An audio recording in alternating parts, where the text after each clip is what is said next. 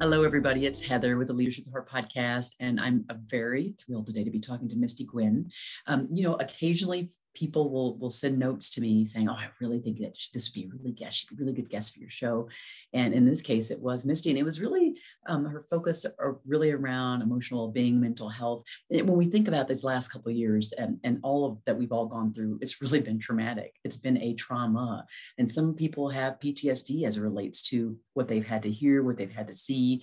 And how are organizations really addressing it? And so I thought it was just very apropos to have Misty on here. So that's why you're here. Welcome. Thank you. I'm excited to be here. So where are you right now on your leadership journey? Oh, goodness. Well, it's definitely a journey, as always. I consider myself to be a leader of, or a learner of leadership, really. And so I guess I would say I am at the place where I'm actually starting to take some of the stories and learnings that I've had and put them into practice. My style really comes into that servant leadership. And so I just now in my role recently got to change from internal leadership to now starting to help support like our company's customers and clients in their own, which is something I'm extremely passionate about.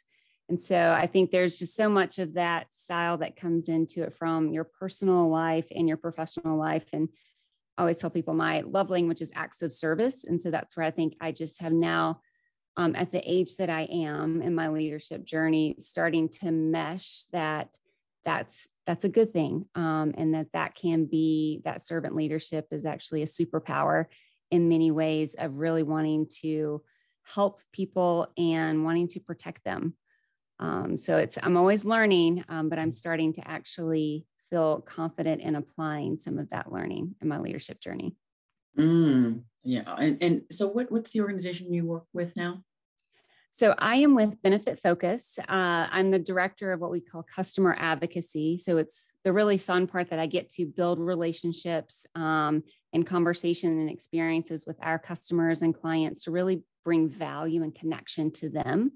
And Benefitfocus, if you're not familiar with them, so we have over 2 decades of experience kind of transforming, automating, simplifying the benefits industry. It is possible. It's known for being complex. But, we are a technology provider, but it's not just the tech that we know. We also know and are experts in the benefits industry. So it's all about, as you mentioned, that total well-being, that holistic people design. Over the past 2 years, I would say there has been a shift from HR and benefits professionals being seen as transactional participants in their organizations. And now we have shifted to where we should have always been in a strategic leadership role, because we are sitting at that table in this new world of work. And so Benefitfocus gets to come to the table of that solution of helping you to simplify and automate one of the most important things you can bring your employees, which is a total well-being package and benefits.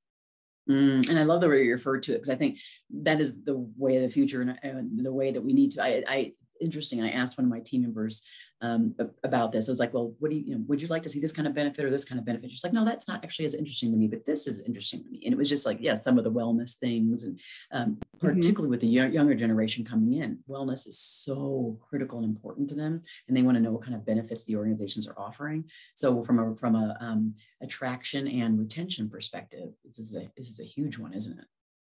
It is definitely huge. And I always tell people, like, challenge your assumptions. Because you mentioned the younger generations, like this multi-generational workforce, their expectations are completely different. And we've had to shift in how we're leading them, supporting them, managing them. And I always say that just because you have an EAP does not, which is an employee assistance program for some of that benefit speak, that's not a mental health strategy. Or just because you used to have a ping pong table in the break room, that's not a wellness strategy. We've got to get a little bit more creative. And to your point, that recruitment, retention of your talent, it's huge. And how you're supporting them, not just inside the work, but outside of their job too. And kind of that whole person mentality is huge, especially for some of the younger generations. Yes, exactly. I write about this often, this whole person leadership idea, because we do try to, a lot of leaders do try to handle people with like singular lenses, like you're here and then this is work and then this is that. And we can no longer do that. We can't do that. We never really could do that. And we can't do that now if we want to keep people, in particular when we're looking at the Great Resignation or the Great New Visioning or whatever you want to call this thing that we're going through right now, right? It's so everybody calls it something different. But I think no matter what, we have to be taking into consideration everything and meeting our people where they're at, like right in the moment. And that could change. And it has changed definitely in the last couple of years, and it's going to keep changing. And how do we evolve? That's a question. As organizations, as leaders, how do we evolve? And how do we show up with more heart? Because I mean, we don't want to show up like the better.com CEO, right? Where he lays off, 900 people in a 3-minute call on a Zoom call. We don't want to show up that way. So you have to be more intentional. And that's what I love about what you do with the Benefits Focus. I love that idea of really having the intentionality about it and the strategic thinking behind total wellness, total well-being in the workplace. So kudos to you all. I love it.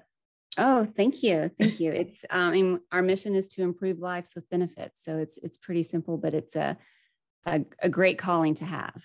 It absolutely is. So I am curious to know, where does your drive to lead come from? Like what made you just want to be a leader? Well, I'm a middle child, so that's just your answer there. No, I'm joking. But that is a little bit of the drive, I would say, of, growing up, I guess had that typical, what people might say, like of our society's dysfunctional childhood. But I felt that I naturally took on the role of being a protector, and kind of that peacemaker. So I had 2 sisters and a mom, and we traveled throughout and journeyed through our lives until we settled with my stepdad now when I was maybe like 13. So I feel like I just embraced that people needed me to be strong. People needed me to take control and protect them. And so I think that drive has always been to help people and to help them feel better about themselves, but to help them have better health. And so my background actually was in corporate wellness and leadership development. And then I kind of stumbled my way into the benefits industry because we try and marry them so much together. And so I would just say that drive has really been about how can I make a difference in people's lives? How can I help others have a voice? I know how it can feel to be silenced or to feel actually that you're silencing yourself because of your own ideas and ideals of what a leader should be or what a strong female leader should be in the industry. And so I'm extremely passionate just about giving voice, really helping people to be brave enough to kind of show up and be seen authentically, which is right now, you talked about that psychological safety is something we're all being challenged to rebuild for ourselves and our employees and our family members. I have 2 teens myself that I've watched them, and I can see some of those leadership roles coming out in them. And so I think that drive just to continue to help others be the best version of themselves is something that gets me out of bed every morning. I love that. See, look, that's why you're on here. Great match. I love when my gut matches up with the person whose gut that refers you. Awesome. That's very cool. Well, how would people that, either report to you now or have reported to you in the past, how would they describe you as a leader? How would they say that you are a leader? Well, I think as a leader, one of the things that's always been important to me, and ironically, I was just saying to my son just yesterday, of being a leader means you'll never ask someone to do something that you're not willing to do yourself. And so I would say from those that I have led in the past to even, very recently part of my team, I am dedicated to supporting others in their growth. I really love to dig in and find out what others are passionate about. And so I roll up my sleeves and get in there with you. Sometimes I actually need to be told to kind of step back a little bit and let others spread their wings. And so I think as a leader, people respect that I'm going to be right there beside them, that I'm also going to have their back. And I think that loyalty and building that trust is something that's extremely important. And so I think, I would say a story just about, what shaped my leadership style, maybe is early on in my leadership journey, I was with the YMCAs, which is a great organization, I would say, to flourish as a young leader, because they are so dedicated to development. And I mean, they love to do assessments on their teams and give you some personal awareness, right? And so I remember I was a director of wellness and kind of working for community and corporate programming. And our entire little leadership team were people of my similar age, but I was the only one married and I was the only one kind of starting my family. So I had 2 young children, but I am extremely competitive and ambitious. So I would say anyone that knows me, from my children to professional leaders, maybe would say that about me. I just played sports, was very just competitive all the time, still am. And I started competing with people that weren't in the same parts of their journey or same parts of their lives. So, whether it was who was spending the most time in the office, even though they had no one to go home to, but I did, or, who I didn't show a lot of emotions because I thought that was a vulnerability or a weakness, that could be taken advantage of. And then I had a mentor kind of pull me aside and tell me a comment of, you became a better leader when you became a mother. And it made me step back because I had seen that almost as a weakness, that I would be held back in leadership because that's okay if you want to go home and be a mom at 5 p.m. or if you've got to run off to soccer practice. Like those comments still get made in our workforce today. And it definitely, 15 years ago. But to have a mentor say that to me, and he basically said, you can tell you have a greater purpose outside of work, which makes you a better leader inside of work. And that really spoke to me of, I want to help others have that awakening of, you can use that emotional side or that greater purpose. Doesn't always have to be your company's mission statement. Your greater purpose can drive you to be, a better leader inside and outside of work. And so I think that really just, I'm still extremely competitive. And, in an assessment one time I remember we did, and I ranked the highest on like ambition, competitive, but I ranked the lowest on composure. And my team, and I remember my manager at the time was like, we don't see this, Misty. And I'm like, I have a very good stoic front, but my physical health and my mental health was the victim of that.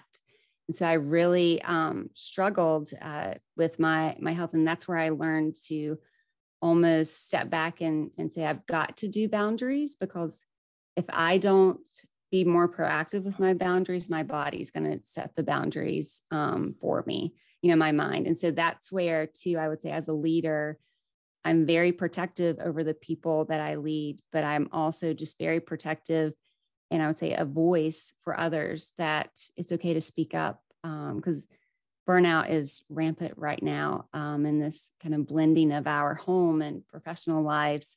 It's something that we have to really take hold of and not let people get lost in that.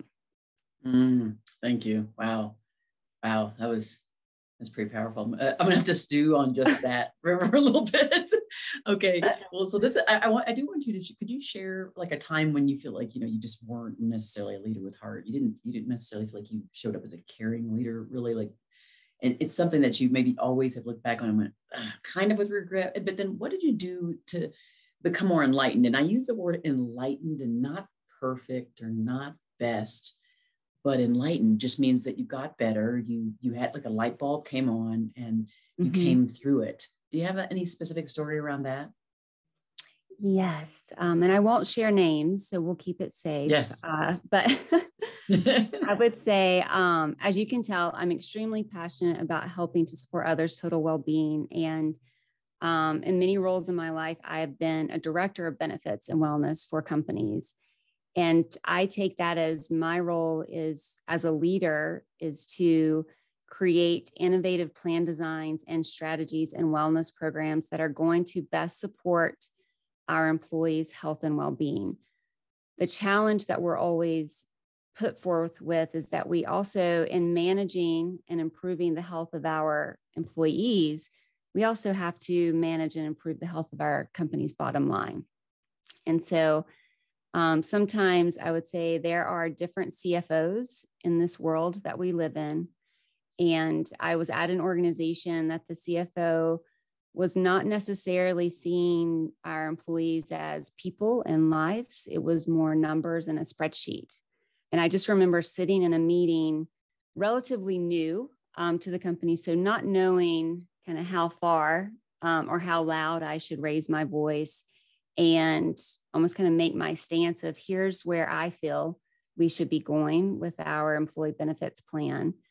And I think, and so I let that happen in front of me and kind of unfold, where I saw myself kind of sitting back from that table in the conference room, kind of closing myself off, almost trying to make myself small of, I don't know if I can change this person's mind.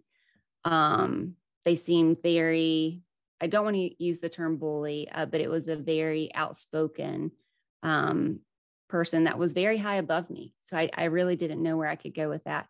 So I remember walking out of the room and just feeling like a complete failure of, I just let over 5,000 employees down. And I remember thinking, these are employees that are working with people struggling with addiction. These are employees that are working with people with developmental disabilities in group homes. Like, I owe it to them as caregivers to take care of them. Like, who's caring for them? That's my role. And so I think that learning for me, number one, was for me to have confidence going up against some of those, I would say, pushbacks in the benefits and wellness world, because sometimes that ROI is not crystal clear. It's to always come in with tons of data points to support where I'm going, whether it's benchmarking in the competitive benefits offering, or if it's looking at healthcare claims and how I can mitigate those costs by launching this program. I took it on as that learning was, don't ever make yourself small, just be more prepared. Going into those. And sometimes it can feel like you're walking into, a war zone or maybe a battle in that conference room or boardroom.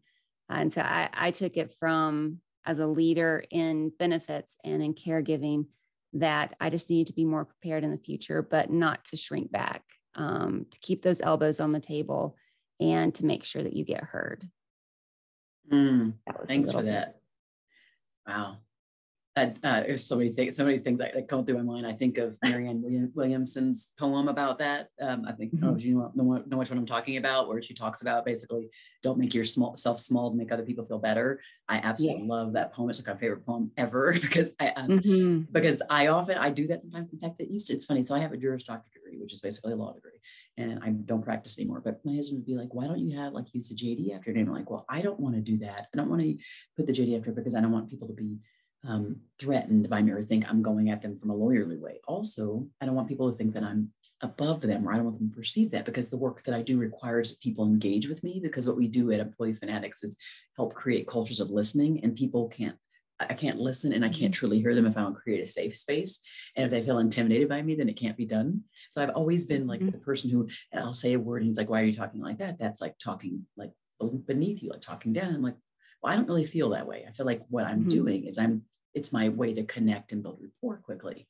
But I have had to reflect on that Marianne Williamson poem of, with different people in my life, how much am I minimizing that whole, am I making myself smaller for whose benefit is the question.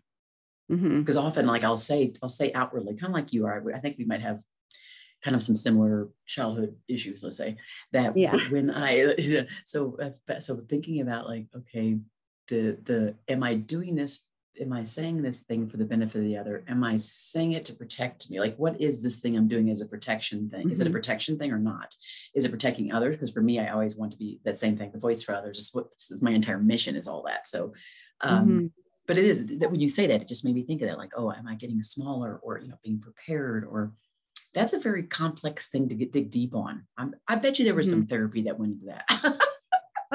Oh, girl. Yes. I mean, well, and I'm a huge, I would say, just leadership book, self-help book, podcast, just junkie. I see you have to always be a learner. You cannot be an expert in this. And I mean, my sons will roll their eyes when they hop in the car with me because I'm always Audible, huge fan of that too. Spotify, podcasts. I'm always listening to things because it's those little nuggets that when you're in those moments of either questioning your leadership or possibly even questioning your leader, it's, some of those little nuggets that'll stick out with you. Like, don't make yourself small, or I always say I'm a recovering perfectionist, progress over perfection, like all of these things that we continue to remind ourselves, that's the voice that we should have in our head. Because sometimes we've got to challenge our own assumptions too of what we should be doing. As you mentioned, you want to be more approachable. So maybe having letters after your name makes you seem like you're not, able to connect with someone that doesn't have letters. It's that whole sense of connection and belonging. And I always say too, like, I've realized, number one, perfection is not authentic and it's not real. And that's what people are really craving, especially right now. It's just realness, real people, like with social media filters and all of this reality TV that's not real. People want people to show realness. And whether that means as a leader, you have to step up and apologize because you did make yourself small in a meeting and didn't maybe speak up. But then too, that learning that I then took for myself to be more prepared, I might not change that person's mind, but that's on them. I showed up, I was seen, I was authentic to myself. I said my piece, and I can walk away saying, at least I did everything I could to influence that decision, rather than I made myself smaller. I kind of pulled back from that table and let things unfold. This is awesome. I just happen to hear, this is what happens. So this is the real thing, right? This is what happens during when you're like, everybody's in the house or in lockdown or whatever is happening, right? I hear someone over there like talking really loud and probably don't know that I'm actually talking to you and it's recorded. It's like, stop like whatever you just said, it's been recorded now. Stop the insanity. Okay, so now what I want you to do, we reached that part of the podcast where we turn the table. So now you all of a sudden get to ask me a question. You get to ask the host a question. So is there any question that you can think of that you'd like to ask me, knowing that I do the employee listening stuff, the loyalty, the leadership, just the work I do with organizations and employees? Is there anything you want to ask me? Oh gosh, I could ask you tons of questions.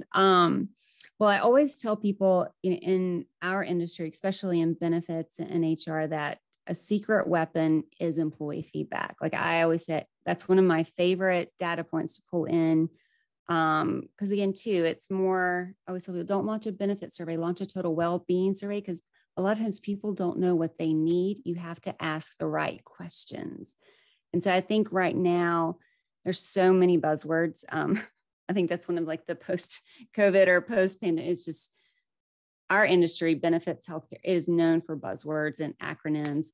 But I guess the biggest question is, what are some of the best questions leaders should be asking their employees to identify the new expectations, the new culture that people are looking for, that new sense of connection, belonging, and priorities have shifted? What are some of those questions you're seeing people ask? Wow. I wish I could say I'm seeing people ask questions. I think you're right. I think right now organizational leaders are kind of scared, and they are really at a loss, not knowing what to do. I mean, the recruitment climate is really hard right now. It's hard to find people, so that like the organizations are running on much leaner staff, and they're just not knowing what to do. And of course, I'm telling them to focus on the people they have right in front of them, because if it is the law of attraction, if they do that, then they may bring in more people by just word of mouth. But I think, I would say the biggest question they should be asking is, how are you? How are you? And what barriers are in your way right now? Are there any? And if there are, am I creating them? And you can feel safe to answer that. I'm asking because I want you to answer that. And if it's not me, what other barriers are there, and how can I remove that for you? And how's your family? And you ask better questions the more you spend time with people.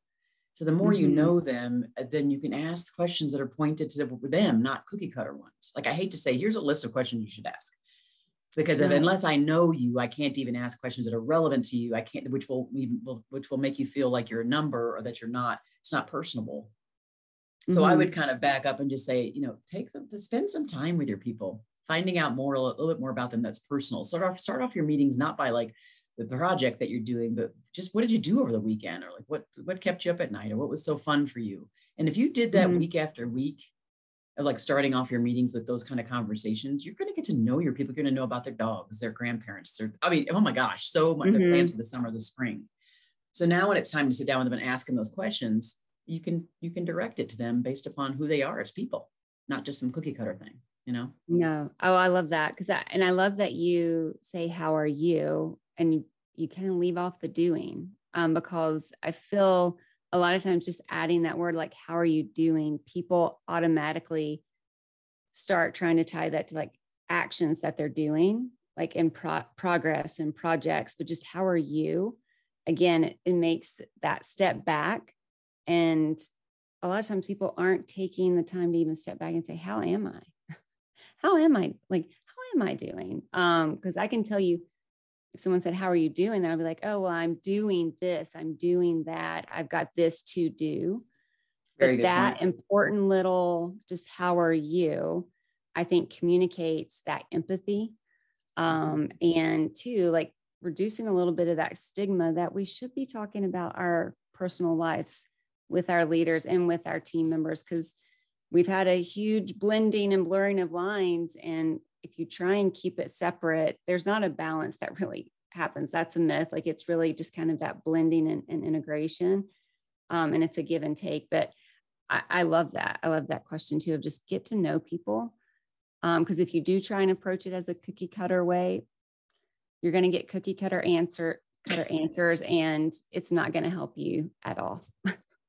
Exactly. Oh my gosh, it's so true. I feel like we could be here like for hours on this. Okay, I'm going to ask you this wrap up question, because I think it's important, and you've told us so much. I mean, there's a lot, I think, to peel back and to unwrap with our conversation. But what might be a couple pearls of wisdom you'd leave people with? Well, they're thinking right now, they're listening to us right now. Leaders are at crossroads. We're going into a new year, whatever it is. What might be a couple pearls of wisdom you'd leave them with? Well, I would say one of the first ones, and I just kind of threw it on you and asked that question, but I do feel it is to listen to your employees. I think many times we kind of jump forward or move forward without taking the time to get a pulse check. And we launch into these beautiful wellness programs and no one signs up. And so I would say, ask the questions of what do people need right now? How do they want to be engaged with? What are they looking for? I think those type of questions is really just to shift from the professional LinkedIn profiles walking around in your hallways to the whole person that's walking around. So I just would say that pearls of wisdom, ask them what's going on in their life, not what benefits do they want next year, because you'll get the answers, the cookie cutters of medical, dental, vision, maybe some voluntary benefits. But if you ask them, hey, like, are you caregiving for anyone in your family right now? Have you purchased a home in the last 12 months? Have you moved? Like, things about their household just will help you connect and add value to them. So I just, to your point, I cannot tell you how important it is just to listen and ask really great questions to people before you start trying to design benefit plans. And then two, I would just say, look at ways that you can connect with people in the moments that matter to them. That's a term that we use at Benefitfocus, where we'll send out little smart moments, like a text message to remind them of certain things, or to send them a new offering or a perk. I just think if you can connect with people on a regular basis in creative ways outside of maybe sitting down in a meeting or always on camera, like doing internal podcasts was something that we did for our benefits fair, where I interviewed our benefits vendors and let people say, go walk your dog while listening to this. I think just finding creative ways to communicate all of the different things you are doing to support someone's mental health, and just make it, again, tell that story, tell your own story, share it with them, and make it okay for them to share theirs. Beautifully said, Misty. Beautiful. Oh my gosh, for those who are listening, if you've received just as much like pick me up and lots to think about, like I have from this episode, please do go share it far and wide. That's how we get more leaders listening. We hopefully get more leaders changing how they're showing up. And then don't forget to go write a 5-star review on Apple Podcasts, if that's where you listen or wherever you do, because when you do, it moves us up the algorithm. And we are already in the top 100 for management leadership podcasts globally, but it would be nice to continue to move up and get more and more leaders to hear it. So Misty, this has been really amazing, really, really great, deep conversation, giving me a lot to think about. I appreciate you being here. Oh, thank you so much. I have greatly enjoyed it. And now I feel like I have a pick me up too. So I can't wait to go and listen to the other podcasts as well. So I'm excited. It has been definitely an honor to speak with you, Heather. Awesome. And thanks everybody for listening to the Leadership with Heart podcast. Be well.